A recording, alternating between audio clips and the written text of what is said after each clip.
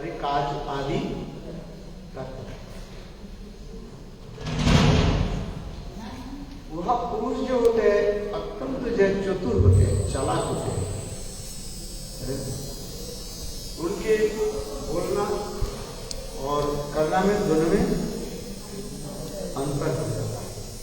चतुर व्यक्ति जो होते हैं उनके बोलना और करना में अंतर हो जाता है, किंतु ऐसे शब्द आदि बोलते हैं उनके प्रिय से आदि सुंदर के सच मान लेते, सच मान लेते जो बोल रहे हैं।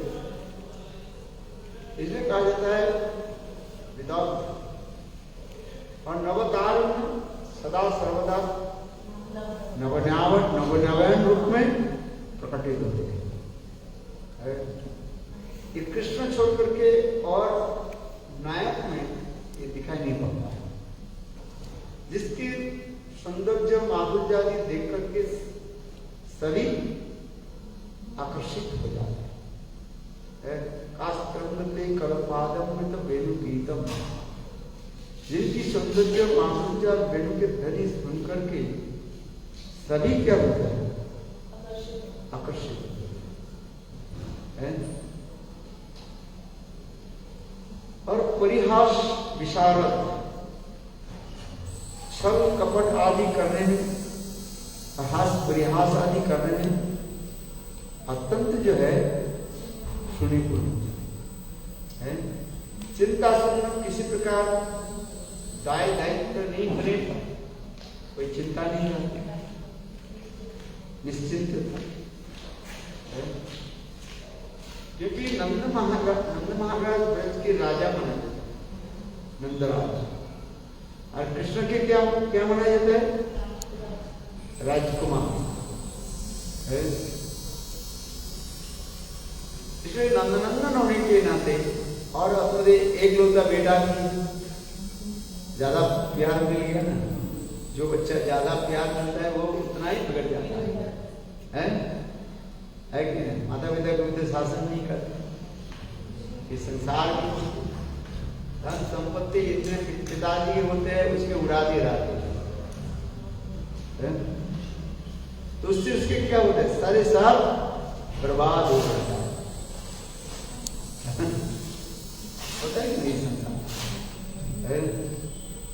गाय जो है अपने बछड़ा को इतने चाटता रहता है, चाटते चाटते उसके शरीर को खून निकालता है। आज ठीक उसी प्रकार कृष्ण नंद महाराज के एक लौटे बेटा होने के नाम, वो भी वृद्ध काल में पुत्र हो, इतने लाड़ प्यार हो गया जिसके फलस्वरूप और कैसे आदि का। इसलिए कहते हैं चिंता सुन कोई दाय दायित्व नहीं है, चिंता नहीं। और अवतार आदि में चिंता रहता है। जैसे भगवान रामचंद्र राजा होने के नाते उनके प्रजाओं की सुख सुविधा आदि कभी उनको चिंता करा, दाय दायित्व रहता है। किंतु कृष्ण निश्चिंत है। इसलिए कह रहे हैं निश्चिंत तो और प्रेयसी खुशी।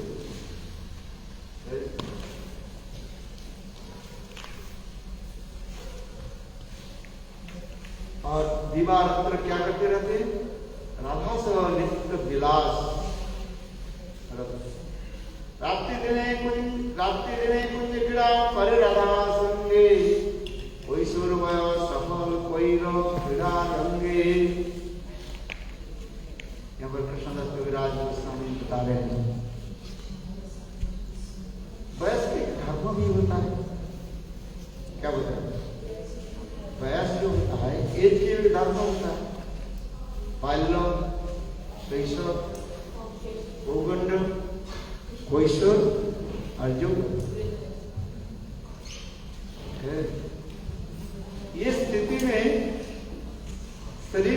संसार में कार्यादि होते, क्योंकि भगवान यहाँ पर जो लीला आदि करते हैं उसकी लीला कहा जाता है। कौन सा लीला कहा जाता है? कहा जाता है नरवत लीला।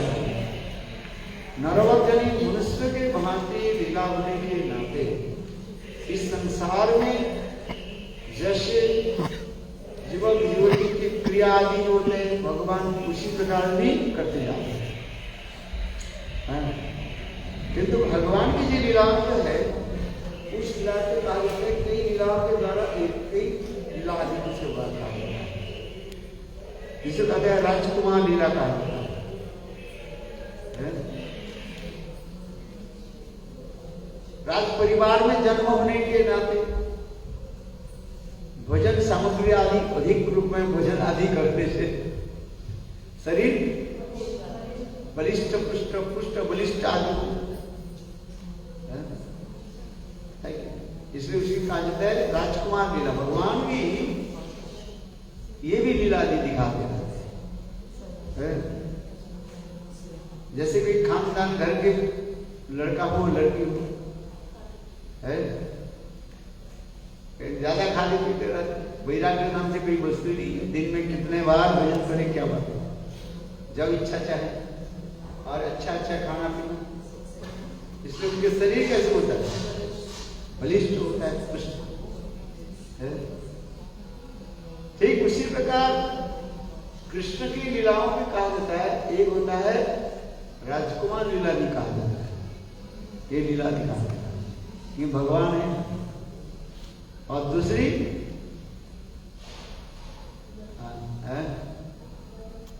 नहीं देव लीला भी कहा जाता है। जिस प्रकार देवता लोग अपनी इच्छा के अनुसार शरीर धारण कर देते हैं,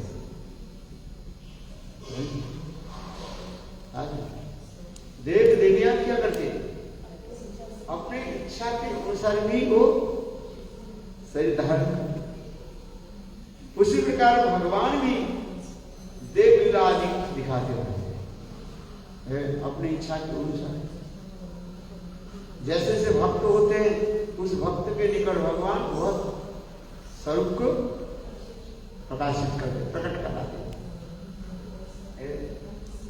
जैसे कृष्ण जब कंस की आंगन में जब प्रकट हुए, कृष्ण के एक कृष्ण कंस के रंगालय, उस समय 12 रस के भक्त थे। कितने? 12 माने 13 12 रस के भक्त लोग वहां पर बैठे हुए, सब अपने अपने रस माधुर्य को विशाल कृष्ण की वह स्वरूप दर्शन करें। मल्लानम असनी नीनाम नरोद, इस श्लोक में सही बात है। जो मल्ल युद्ध करने वाले हैं, रेसलिंग करने वाले हैं, वो देखा क्या बहुत शक्तिशाली है। मल्लानम असन, जैसे उनके शरीर जैसे वज्र के भांति। मल्लानंद निराम नरोवर, जो राजा लोग भी बैठे हुए थे और कृष्ण के देख करके सोचने लगे तो शक्तिशाली पराक्रमी, फिर पार्थ ये राजा जैसे दिखाई पड़े।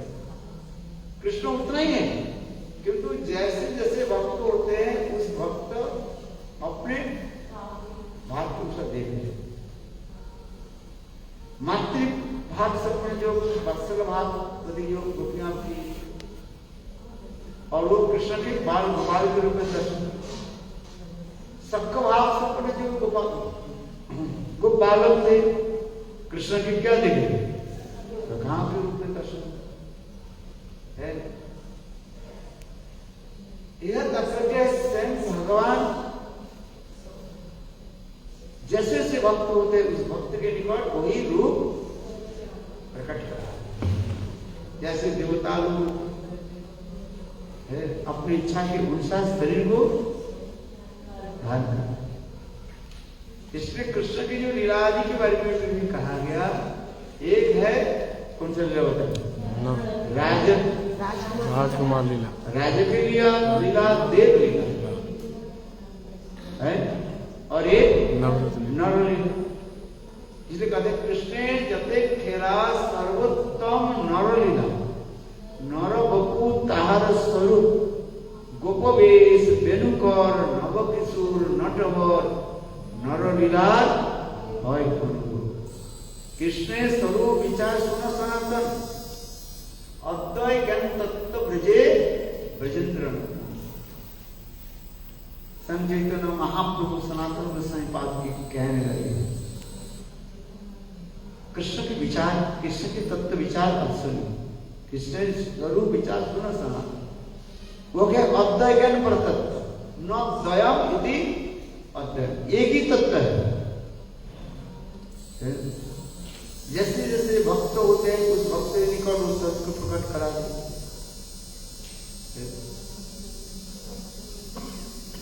मत्स्य पूर्व बराह निश्चय आदि में इसमें नहीं दिखाई यह तो कि रामचंद्र भी नहीं भगवान रामचंद्र मर्यादा में डटे हुए रघुकुल रीति सदा चली आई प्राण जाए गुरु वचन अपने संकल्प के जो है वो स्थिर रहे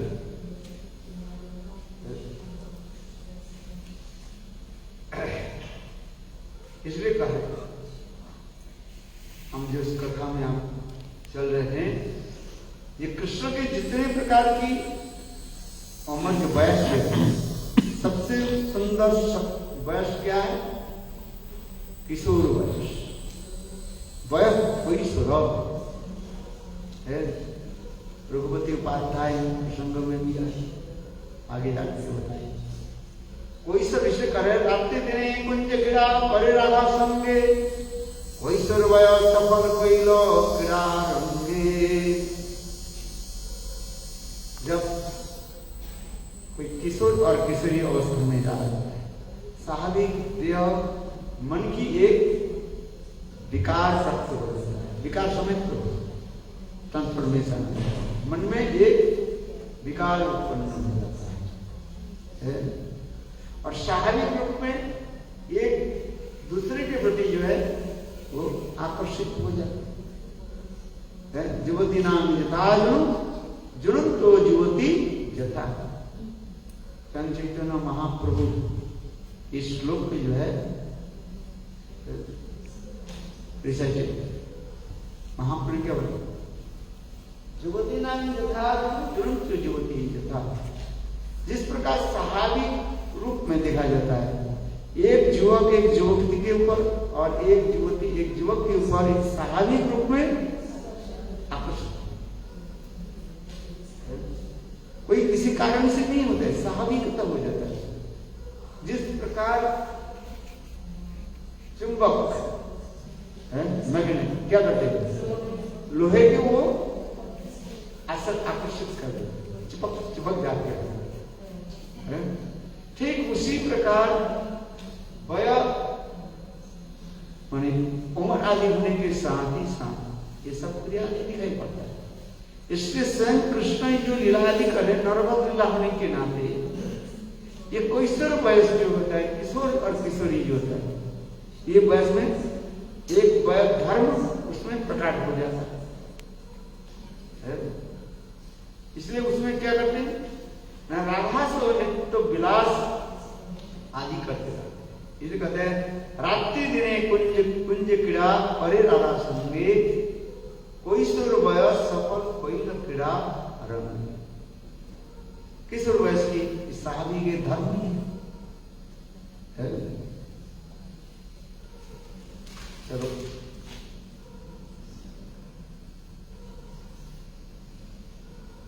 इसलिए पाचा सुचित सरोवरी तथे कला प्रागल भया राधिकां वेड़ा कुंजितो लोचनं विरचानं अग्नि सुखिनां असु तदवक्षोरुह चित्रे किरीमकरी पंडिता पांडित्य पारंगता कोई सुरं सबली करोति कलयन कुंजे विहारं हरिः भक्त सामंत सिंधु में इस श्लोक की सुंदर रूप में बताया ये कृष्ण किस प्रकार किशोर अवस्था में धीर ललित नायक की कैसे प्रकट किया और जिसमें सखी समाज में संग राधा जी के भी कैसे लज्जित कराया, सबके सामने बोलना शुरू कर देते हैं, बोलना नहीं चाहिए किंतु कृष्ण ने क्या सखी समाज में ऐसे ऐसे सुंदर शब्दों के बोलते रहते हैं जिसके सुनकर के राधा जी लज्जित होते हैं। और ऊपर उस समय राधा जी लज्जित होने के साथ ही साथ ऊपर से राधा जी क्रोध प्रकाश आदि करते हैं और अंतर हृदय में अत्यंत आनंद उत्पन्न हो जाता है, जिससे कहा जाता है वो प्रेम की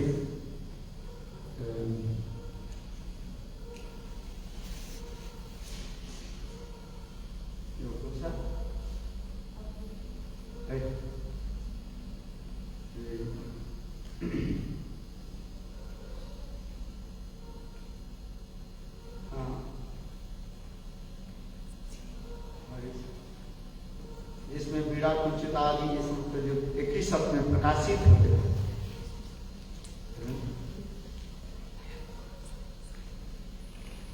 इसी प्रकार कृष्ण सखी समाज में ऐसे ऐसे शब्द आदि प्रयोग आदि करते जिसके सुन करके समस्त सखियां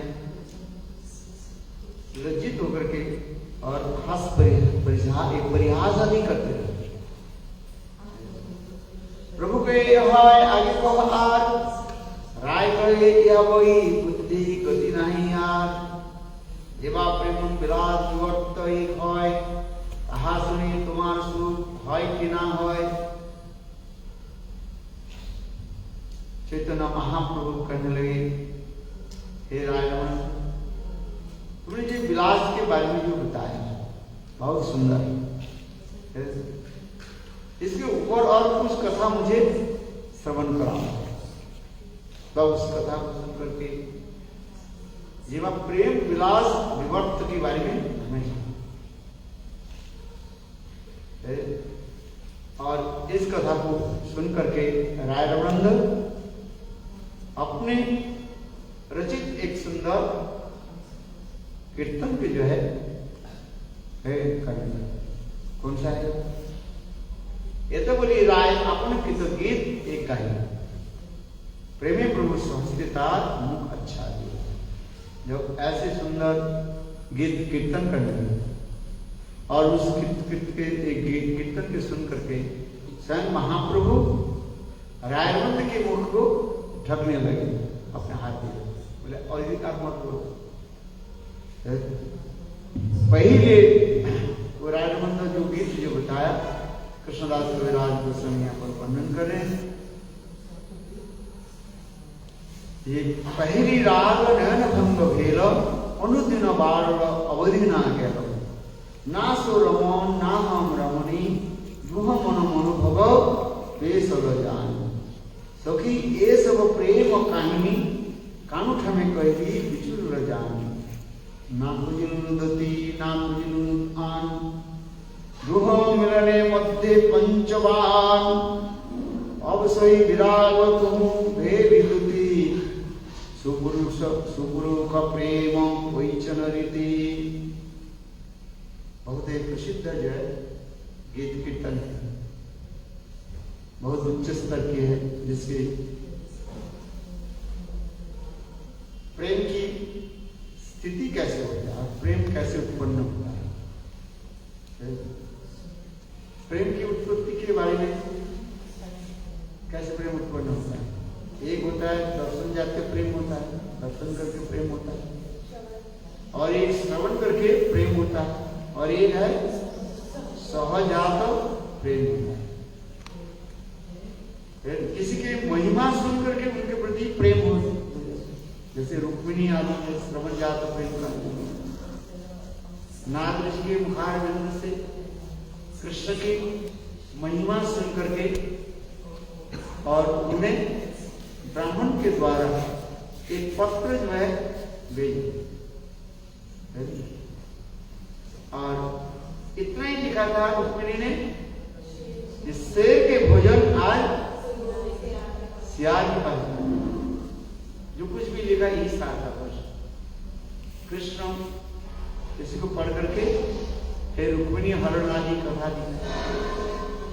अर्थात तात्पर्य है कृष्ण की महिमा सुनकर के प्रेम उत्पत्ति, श्रवण जात प्रेम का।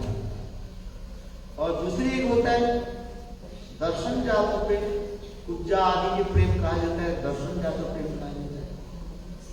कुब्जा जीवन में कभी कृष्ण के दर्शन नहीं किया, कुबड़ी दिए, कुबड़ी होने के नाते उनके प्रति कोई ध्यान नहीं देते। आपस में दोनों तो बहुत दूर की बात है। लोग ध्यान किसके ऊपर देते हैं? कोई सुंदरता हो, कभी ऐसे कोई सुंदर गुलाब खिले, सुगंध आ रही, ऐसे गुलाब कमल खिले हो, और कमल को देख करके हमारा क्या होता है? चित्त प्रसन्न होता है, आकर्षित हो जाता है। और जहां पर कोई ऐसे फल पुष्प जो है मुरझा गया है, बिल्कुल सिकुड़ गया है, उसके ऊपर कोई ध्यान देते? वो तो पेड़ से वो नीचे गिर जाए, झड़ जाए, कोई ध्यान नहीं देता। तात्पर्य क्या है? जहां पर सौंदर्य, माधुर्य, कमनीयता, सौंदर्यता दर्शन होता है, हमारे आंख वहीं पर आकर्षित होती है। मेरे कहने की ये तात्पर्य, कुब्जा कैसे थी? वो कुबड़ी थी, इसलिए उनके प्रति किसी ने ध्यान नहीं, आकर्षण नहीं। वो कम से भी जो है वो ये करते हैं, क्या बोले, उपटन लगा राजदत्त। और पहली बार उनकी गोविंद के दर्शन, कृष्ण जब आए और कृष्ण के दर्शन करके बाद और उनके हृदय में जो सुप्त अवस्था में जो प्रेम छुपे हो, सुप्त समझ को सोया, वो सुप्त प्रेम क्या हो गया? जागृत। और उस समय कृष्ण के उन्होंने भी श्रृंगार भी किया। यह तक भी कुब्जा भी अपने गृह में उनको भी बुलाया। इस वक्त वर्णन भी शास्त्र में वर्णन, भागवत में वर्णन। इसलिए कुब्जा की जो प्रेम जो कहा जाता है, उसमें क्या प्रेम कहा जाता है? दर्शन जाता है। और रुक्मिणी क्या प्रेम होता है? श्रवण जाता, महिमा सुन करके प्रेम उत्पन्न। और गोपियों के कृष्ण के जो प्रेम, उसको क्या कहा जाता है? सहजात प्रेम, जन्म सिद्ध स्वतः प्रेम होता है। इसलिए गोपी प्रेम की सर्वोत्तमता बताया गया। इसलिए राजवंत सिद्ध करके पहले राग नयन भक्त हो गए।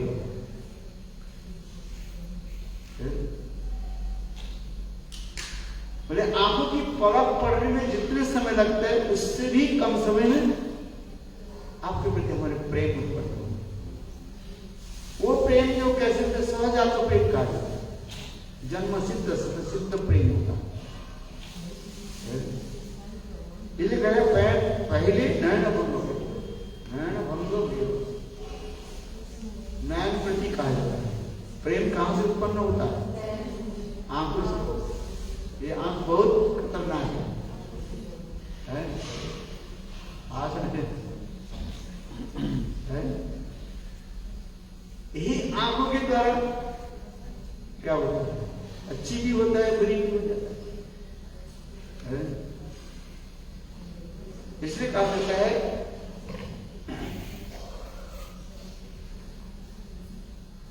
ये नयन आंखों की मिलन, प्रिय प्रियतम की जो मिलन होता है, पहली कहा जाता है आंखों की मिलन का है। फिर उसके बाद होता है चिंतन होता है, उसके फर्स्ट क्या कहा जाता है? नयन प्रति कहा जाता है। नयन प्रति के बाद होता है चिंतन होता है। वही वस्तु के चिंतन करते करते फिर आगे जाकर होता है उसे प्राप्ति की अभिलाषा बन जाता है। जिस वस्तु में हम जितने भी चिंतन करेंगे उस वस्तु की प्राप्ति की अभिलाषा उतने उत्कंठित हो जाता है। क्या बताया? हम चिंतन करते हैं उसकी प्राप्ति की अभिलाषा। भरत महाराज हिरण्यशिशु के प्रति आसक्ति होने के नाते उनके चिंतन अधिक हो जाते और उसी चिंतन होने के नाते उसकी प्राप्ति के लिए वो चिंतन और इतने तन्मयता वो तन्मय हो गई, अब्जॉर्प्शन इतने आ गया, पैर फिसल गए और उसके चिंतन करते हुए शरीर छोड़ते फिर दूसरी जन्म में उनको क्या बना पड़ा? ज्ञान होकर यही तो दिखा पड़ा। यह तक भी प्रति की ऐसे भी लक्षण माना जाता है उसमें वो सद्गुण नहीं रहने पर भी उसकी सद्गुण दिखाई पड़ता है। क्या बताया? बोलो।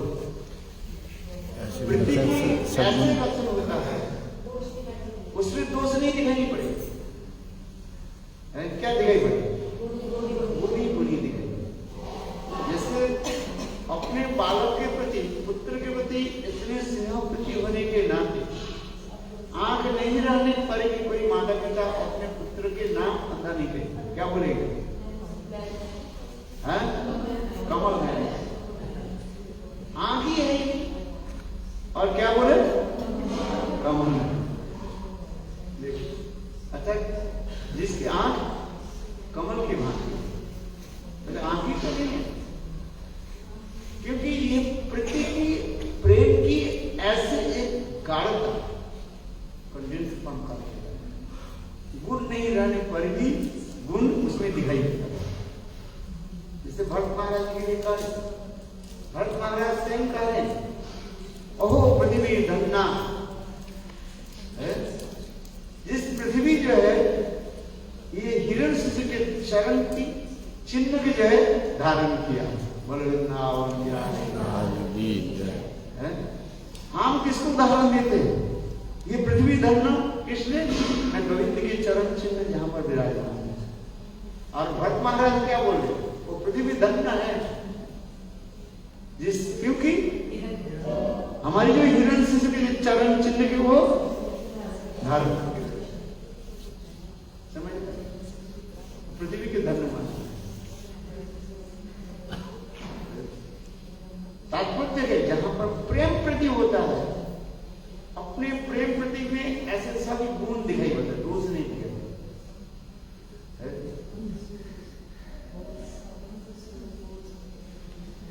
तो उसी प्रकार कहा जाता है पहले नयन मनोगल, इसमें क्रम होता है। फिर होता है चिंतन, चिंतन के बाद होता है प्राप्ति की अभिलाषा। प्राप्ति की अभिलाषा होने पर अत्यंत करत होने पर व्याधि हो जाता है, व्याधि विद्यमान पड़ जाता है। क्योंकि इधर फिर शरीर क्या हो जाता है? क्षीण हो जाता है। क्षीण समझते? कमजोरी दिखाई वो व्याधि। फिर होता है हिक्का आ जाता है, हिक्का बीच बीच में हिचकिया। ये सब तो लक्षण कहते हैं। जितने प्रेम कर होती है और अंत में मृत्यु। मृत्यु शब्द नहीं होता है प्रेम में, मूर्छित।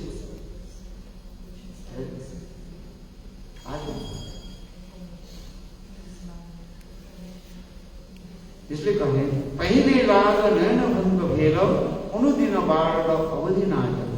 वो प्रेम दिन दिन क्षण क्षण में क्या होती जाए? बढ़ती है। प्रेम घटता नहीं। यदि प्रेम घट जाए तो वो प्रेम नहीं हो रहा। प्रेम की परिभाषा भी दी है। प्रिय प्रियजन के प्रति एक दूसरे को प्रगाढ़ अनुराग होने के ढंग से के कारण को सिद्ध होने पर भी ढंग क्या होता है? उत्तर उत्तर बढ़ता है। दंशत्व कारणों भी और दंशत्वम कारण को हो रहे। क्या कारण हो रहे? लोग कह रहे हैं, लोग अपवाद दे रहे। अपवाद समझो, ब्लड प्रेशर, सास ननद आदि गुरुजन आदि गंजना आदि करते थे, तो गाली भी देते, कुल के तुम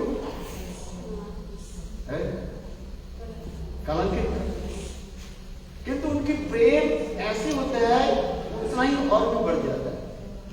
तजंतु बंधवा सर्वै निंदस्तु गुरो जना तथापि सहम सुंदर मम सर्वश्रेष्ठ। कौन बोल रहे? तजंतु बंधवा सर्वै, मेरे जितने भी मित्र आदि जो है, परिवारजन मुझे दायित्व, क्यों? कृष्ण के साथ हमारा प्रेम। तजंतु बंधवा निंदस्तु गुरुजना, ये गुरुजन जो है सुप्रियर, हमें निंदा आदि तथापि श्याम सुंदर मम सर्वश्रेष्ठ। राधा जी का ये श्याम सुंदर मेरा जीवन। मैया तेजो भैया तेजो गैया तेजो कन्हैया कभी नहीं ब्रजवासी भाषा है। गैया तेजो मैया तेजो भैया तेजो गोविंद कन्हैया कभी नहीं, सब त्यागने के लिए तैयार है। इसी कहा जाता है अपराधिक प्रेम कहा जाता है। ट्रांसेंडेंटल डिवाइन अपराधिक प्रेम इस जगत में संभव नहीं होता है। तो इसी कारण से जो मूर्छा शब्द के मृत्यु शब्द मिला करके क्या कहा जाता है? मूर्छा। इसी कारण पहले राग भंग भेलो दिनो बार अवधि ना के नासो रमन नागम रमणी भुवमनो भव पेश ले जाओ। और प्रेम की ऐसी स्थिति होती है उनकी मन में कोई भेद नहीं है। तब इदम मम इदम तब विवाह आदि मंत्र में इसको बताया शादी किया कि नहीं किया, तो उसमें ये मंत्र पढ़ाया जाता है। शादी में अनेक मंत्र है, इसी को कहा जाता है प्रधान मंत्र। इसी कहा जाता है प्रणय सूत्र बंधन। क्या बताया जाता है? प्रणय सूत्र बंधन। प्रणय रूपी धागा के द्वारा उसको बांध दिया जाता है। फिर तो फिर खोल देते ही नहीं हो सकते, स्वाहा कर देते। पहले दोनों के हाथ को बांध दिया है, विवाह में हाथ को बांध दिए थे धागा से, मंत्र पढ़ाया, सब कुछ कराया है। फिर अंत में उसको क्या किया जाता है? स्वाहा। गांठ बंधन भी कराते, पत्र गांठ बंधन भी है, कराते ही कराते। गांठ बंधन होता है दूल्हा दुल्हन के कपड़े के साथ में बांध दिया। अब तो बांध कब तक रहा है, कुछ समय के बाद फिर उसको खोल देते।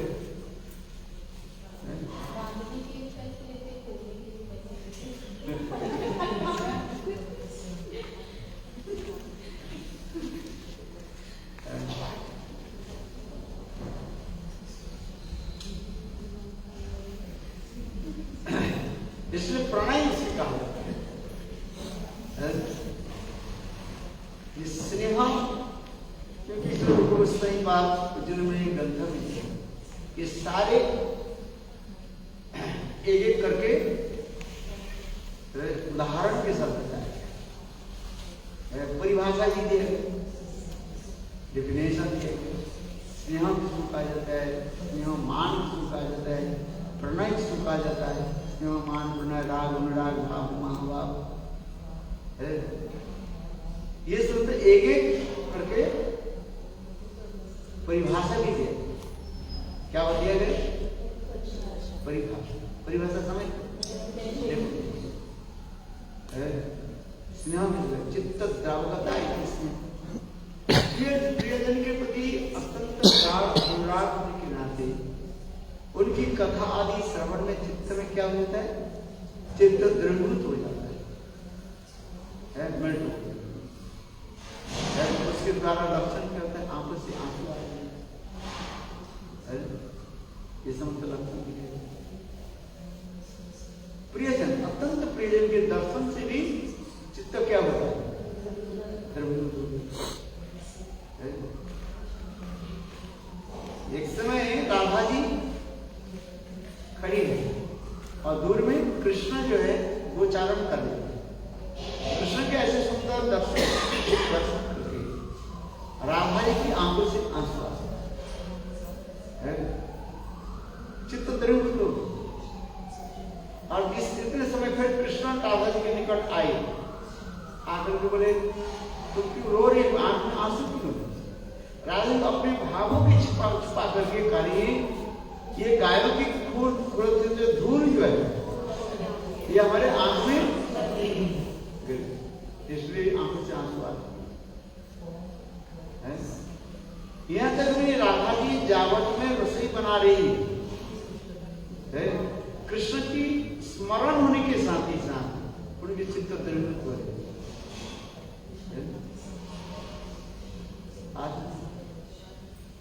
आज कितने समय जटिला कुटिला आई, बोले रसी बना रो क्यों? रो रही क्यों है? कारण क्या है? राधा जी के बाएं हाथ से थोड़ी सी पानी लकड़ी में डाल दी और दिखा रहे देखो एक गीला लकड़ी है ना, इसे ठीक से जो है जल नहीं है, इसलिए इसे क्या हो रहा है? देखो जटिला सूखी लकड़ी में लेकर के आती, जटिला कुटिला क्या की सूखी लकड़ी लाने के। तो इसी प्रकार जो है चित्त द्रवता होने के नाते हृदय से क्या होता है? द्रवीभूत हो जाता है। आज इसी चित्त द्रवीभूत होने से आंखों से आंसू आते हैं। स्नेह की परिभाषा कहा जाता है चित्त द्रावकता। इसी प्रकार एक एक शब्द की जो हमारे रूप साइंस उदाहरण के साथ बताए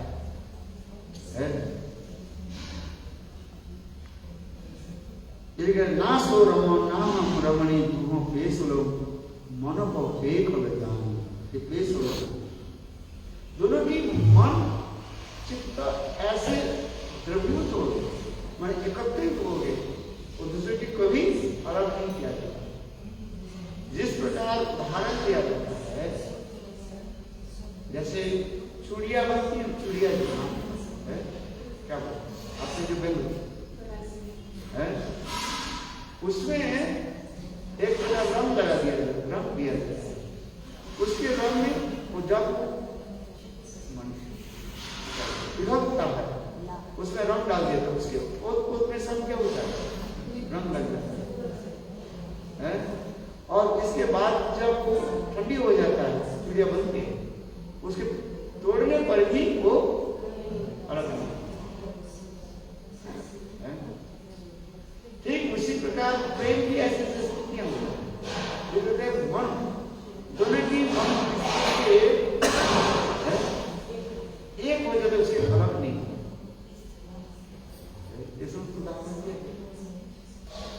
क्योंकि ये सब जब तक हम नहीं समझे तब तक इसे समझ नहीं पाएंगे।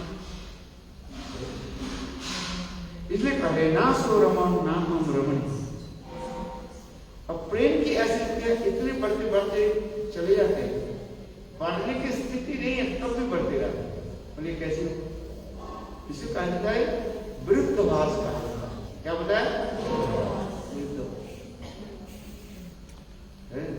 जैसे एक गिलास पानी और जल पानी बिल्कुल जो है भरा हुआ, एक बूंद पानी दे दो, वो जितने पानी दोगे वो पानी उतने पानी गिलास से बाहर आ जाए। किंतु आश्चर्य की बात है, प्राकृतिक जगह नहीं है और प्रेम उससे बढ़ रहे हैं, किंतु प्रेम नीचे नहीं देता। वो कैसे संभव है? इसी की कहा जाता है वृद्ध भाषा। बाड़ीते स्थान नहीं और बड़े क्षण ये कैसे स्थान नहीं है तो स्त्री में पहुंच गए, इसके आगे नहीं थे तो जब जाकर बोले इसी की कहा जाता है अपराध। प्रेम ऐसी वस्तु होता है जो प्रेम जितने भी बढ़ते कभी समाप्त नहीं। इसलिए कहते हैं दिन बाढ़ अवधि ना गेलो, अवधि उसकी सीमा नहीं। ना सो रमन ना हम रमणी दुहम मनो मनो भव पेश हो जाता। यह तो प्रेम की ऐसे स्थिति हो जाता है एक दूसरे के क्या मैं रमन हूं कि रमणी हूं। एंजॉय प्रेम में दो वस्तु रहा, एक होता है एंजॉय और एक एंजॉय, एक विश्वास और एक होता है आस्था, भोक्ता भोक्ता। तो उसी प्रकार जो मैं भोक्ता हूं कि भोक्ता हूं, ये ऐसे सुंदर प्रेम की स्थिति हो जाता है जिसके व्यक्त करना संभव नहीं होता है। इसलिए कहते हैं ना सो रमन ना हम रमणी दुआ मनोभव पेश एक। दोनों की मन बुद्धि आत्मा चित्त ऐसे एकत्रित हो जाता है उसे पृथक इसी बात प्रणय का क्या कहा जाता है? प्रणय का अपने मन बुद्धि यह भी पोशाक परीक्षण जो है सब एक ही जैसे। आज विदेश में दिखाई पड़ता है लड़का लड़की के वो सब वो धारण करते रहते वो भी नाक में क्या लगा देते लगा देते ये क्या वो तो लड़कियां लगाती है सब ऐसे करते। तो उसे कहे जो हम मन हो तुम्हारे साथ हमारे साथ कोई भेद नहीं, प्रणय का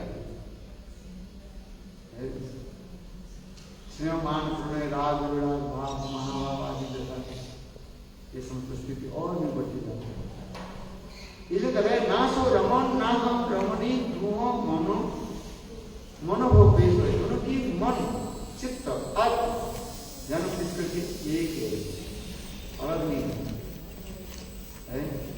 हृदय से उदाहरण दिया जाता है जैसे वो होता नहीं कोई गोंद होता है ना जो आग में दिल से सुगंध आता है गूगल है क्या बोलते हैं गूगल।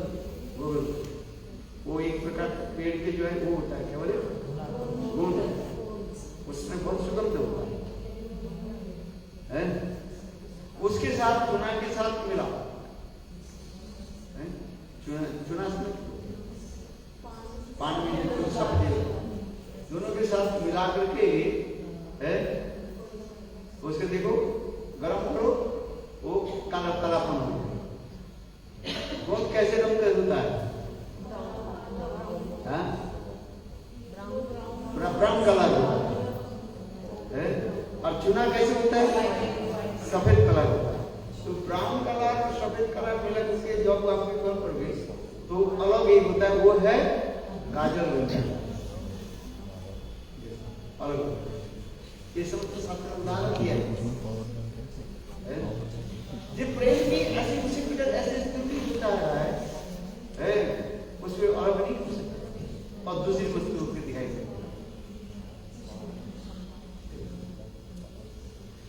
उज्जवल में आदि ग्रंथ उज्जवल में ग्रंथ में एक उदाहरण के कर देता है। सिर्फ उसी प्रकार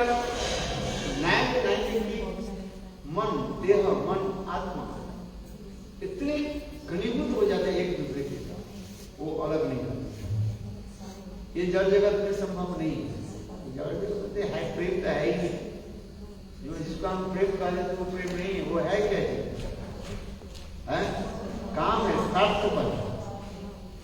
स्वार्थ जहां पर रहता है वह पर अपने कुछ दिखाई पड़ता है, और स्वार्थ जहां पर आघात हो जाता है, स्वार्थ में आघात समय क्या है? स्वार्थ में कहीं पर भी किसके बाधा जुड़ती है, वो प्रेम क्या रहता है? I love you, then I hate you, then I leave you, and then I kill you. English में यही बोलते रहते हैं और क्योंकि है प्रेम नहीं, वो तो सिर्फ स्वार्थ पर है, सेल्फिश। ये जगत का नियम इस प्रकार से।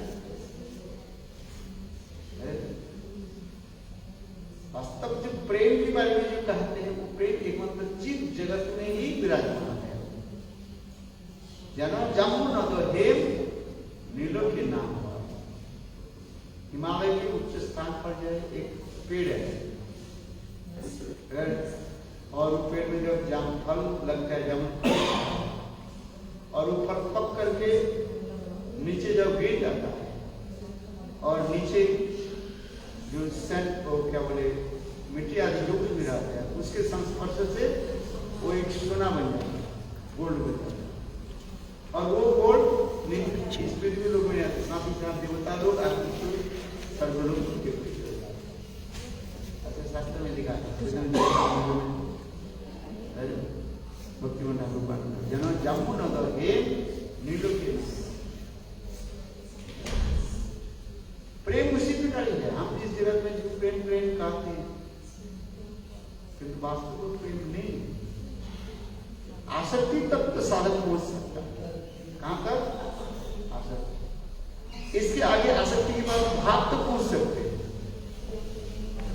प्रेम की आभास होने के साथ तो शरीर छोड़ दे, क्योंकि इस प्रेम में शरीर धारण नहीं करता। हम कहते हैं इसके हृदय में प्रेम उत्पन्न, प्रेम कुछ नहीं है, दो डंडा मारो तो प्रेम सब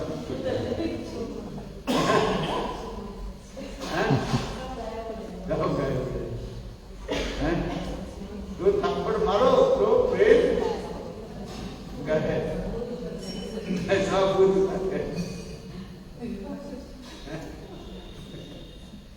क्या बिगाड़ प्रेम के दो पहलू होते हैं। जैसे एक कॉइन होता है, उसके थ्रू एक होता है विप्रलंब विरह और दूसरी मिलन। दोनों की मूल्य एक ही है। जैसे कॉइन जो है, कौन सा कॉइन अच्छा है?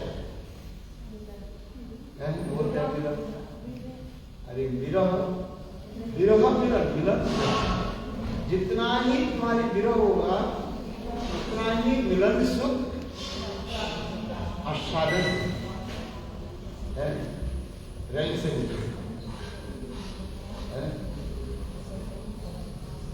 इसे कहते हैं नौना विप्रलंबे न सर्वपुष्टि मस्नुते। यदि विरह नहीं हो, मिलन रस की स्वाद नहीं समझ। ये सुन तो बहुत सुंदर कथा समझ लेगी ना, मेरा भी दिल किया है। आप लोग आए नहीं इसलिए मैं थोड़ा कथा बोली। हरी कथा में आनंद होता है, आपने क्या आनंद हो रही? मेरा चलो